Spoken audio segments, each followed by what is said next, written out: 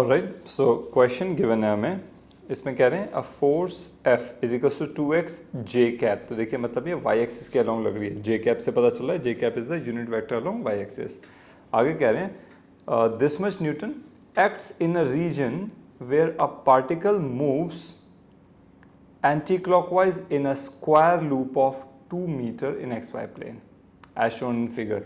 तो एक diagram question में गिवन है हमें, और इसमें बोल रहे हैं एक पार्टिकल ऐसे ABCD पूरा एक लूप कंप्लीट कर रहा है, वापस A पर कंप्लीट कर रहा है एक लूप को, ठीक है। नाउ दे आर सेइंग कि कैलकुलेट करना भाई total amount of work done. अब इसको यहाँ से यहाँ तक मूव करवाने में जितना वर्क हो बताइए, और ये पूछ रहे हैं कि क्या ये फोर्स कंजर्वेटिव फोर्स हो या नॉन कंजर्वेटिव। तो इस सब के बारे में बात करेंगे, फटाफट से स्टार्ट करते हैं सॉल्यूशन को।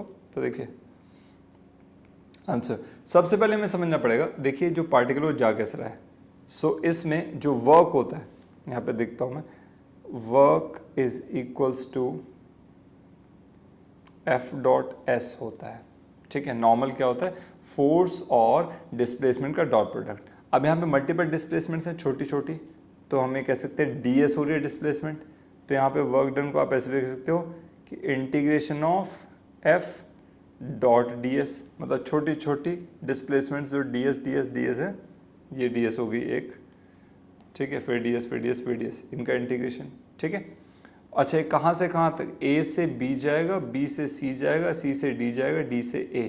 तो इंटीग्रेशन की लिमिट हमारी क्या रहेगी, A B C D और वापस A। कैसे पता चल रहा है, क्योंकि इन्होंने बोला हुआ है लूप, स्क्वायर लूप, मतलब पूरा कंप्लीट हो रहा है, जहाँ से शुरू हो वहाँ पे खत्म हो रहा है, ठीक है। अब एक चीज़ और ध्यान देना, यहाँ पे A के कोऑर्डिनेट देखो, मतलब शुरुआत का ओरिजिन माना है इसको, तो 0 0, X के अलोंग 0 गया है और Y के अलोंग भी 0।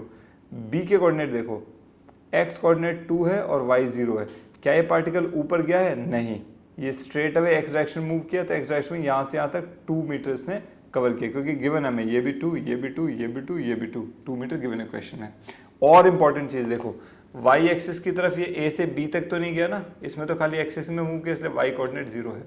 अब यहाँ से देखो B पॉइंट से जब ये C पे गया, तो देखो B पे कोऑर्डिनेट X का 2 था, C पे कितना है, C पे भी 2 है। क्या है X की डायरेक्शन मूव किया, नहीं किया ना।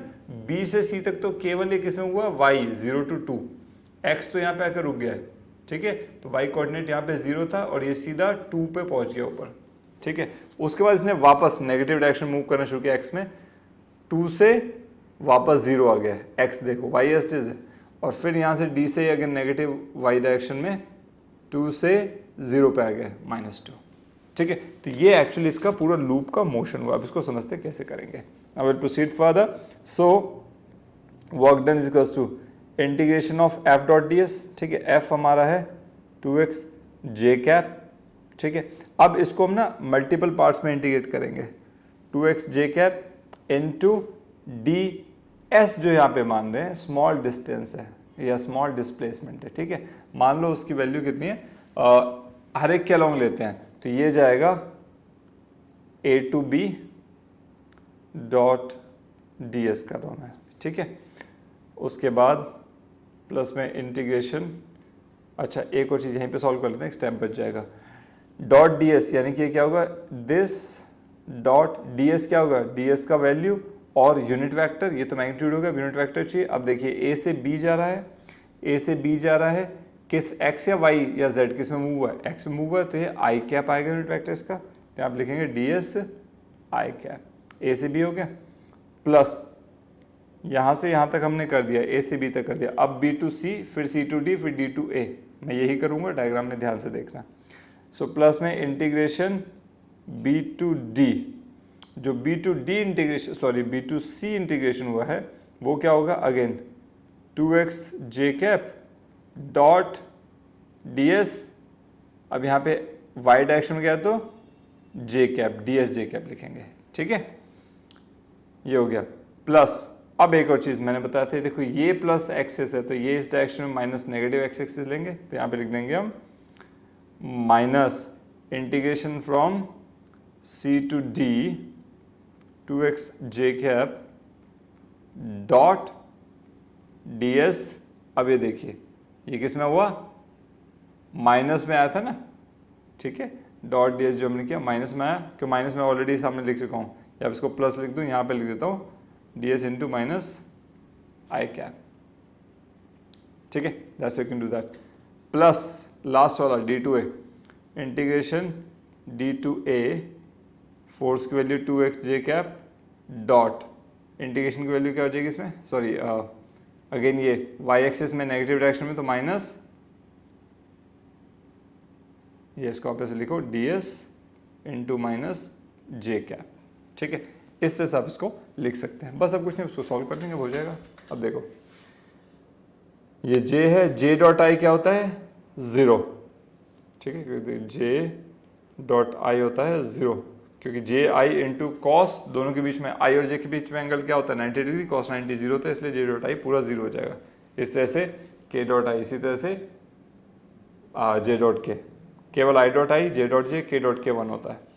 ये वेक्टर्स में हम पढ़ चुके हैं काफ़ी डिटेल में। कोई डाउट हो आप कमेंट्स करना, मैं वो दोबारा से कोशिश करूँगा, वेक्टर भी समझा दूंगा। एनीवेज इसको सॉल्व करते हैं आगे।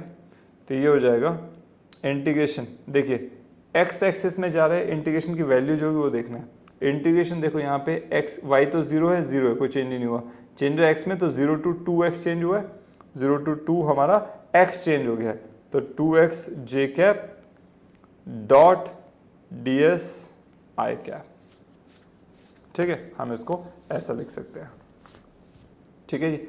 अच्छा अब आगे चलते हैं, प्लस में ये हो जाएगा b2c, जब ये जाएगा b2c क्या हो जाएगा, अगेन y कोऑर्डिनेट 0 है, so y कोऑर्डिनेट 2 हो गया, ये देखो ये 0 से ये 2 हो गया है, ऊपर जा रहा है ना b2c, इनटू फोर्स की value 2x J cap dot, अब चाहिए यहाँ पे डिस्प्लेसमेंट की वैल्यू, तो यानी कि ds जे कैप, ये काम चल जाएगा, ठीक है। प्लस इंटीग्रेशन अब जा रहा है c टू d, थर्ड वाला पार्ट, ये वाला पार्ट, ठीक है। सो c टू d जाएंगे तो अगेन क्या होगा, कोऑर्डिनेट कौन सा चल रहा है, एक्स कोऑर्डिनेट चेंज हो रहा है, तो यार 2 to 0 उल्टा हो गया ना, देखो यहाँ पे x की वैल्यू 2 थी और यहाँ पे x की वैल्यू 0 होगी, 2 to 0 इंटू फोर्स रखेंगे 2x J cap dot dx, यहाँ पे माइनस आई कैप लेंगे, क्यों लेंगे आपको पता है, क्योंकि अब हम नेगेटिव डायरेक्शन में उल्टा चल रहे हैं, ये प्लस था पॉजिटिव तो x में नेगेटिव आ रहे हैं तो माइनस आई कैप ले लिया, unit vector. Plus d2a, again देखिए क्या चेंज हो रहा है, y की वैल्यू 2 से 0 हो रही है, so integration 2 to 0 2x J cap dot ds, again ये नेगेटिव डायरेक्शन में तो माइनस जे कैप, ठीक है, ये इक्वेशन आ गई। अब इसको आपको पता है, देखो J cap dot I cap, J dot cap ये क्या था, सॉरी ये नहीं, J cap dot I cap, ये 0 हो जाएगा, तो ये 2 बचेंगे केवल, इन दोनों को रीअरेंज करके लिख रहा हूँ मैं, this is equals to integration 0 to 2, ठीक है, सो दिस बिकम्स, सो अब एक एज्यूम कर लेते हैं, जो ds है ना, बार बार हम इसको क्योंकि x वेरिएबल में माना है, so let's say ds is equals to dx, अब इंटीग्रेशन में इजीली सॉल्व कर लेंगे, हम इंटीग्रेट कर पाएंगे, so this is equals to 2x dx j dot j, 2x dx j dot j हो गया, ठीक है, और एक और रहेगा यहाँ पे, then we have this one,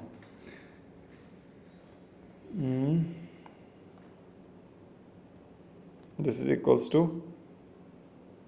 ये हो जाएगा आपका माइनस इंटीग्रेशन 2 to 0, ये वाला पार्ट ना, 2x dx into J dot J, ठीक है, यस ये वाला बचेगा ना। ये आप देखिए पहले इसको सॉल्व करें, 0 to 2 2x dx, J dot J की वैल्यू 1 हो जाएगी, minus 2 to 0 2x dx, J dot J की वैल्यू 1 हो जाएगी, ठीक है।